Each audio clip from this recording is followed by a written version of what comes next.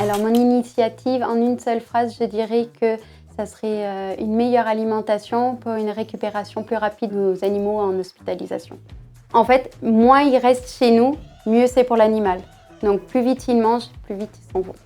L'initiative, concrètement, elle débute déjà en consultation. Dès que le vétérinaire va savoir comment il mange à la maison, qu'est-ce qu'il mange à la maison. Et en fonction de ça, on va essayer, nous, d'établir le même rituel, quand c'est possible, à la clinique. Pour les calculs de la ration, on va plutôt calculer les besoins énergétiques au repos. Il ne va pas courir, il ne va pas aller sur le canapé, il ne va pas bouger, donc il n'a pas autant de besoins à couvrir que quand il était à la maison. Donc les rations vont être complètement différentes.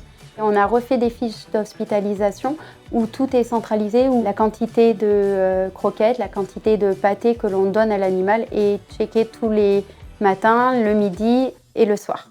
Le propriétaire de l'animal voit directement du coup s'il a uriné, s'il a mangé, sa fréquence cardiaque. Il voit tous les traitements qui ont été mis en place sur son animal parce que quand il vient le voir, la fiche est sur sa cage.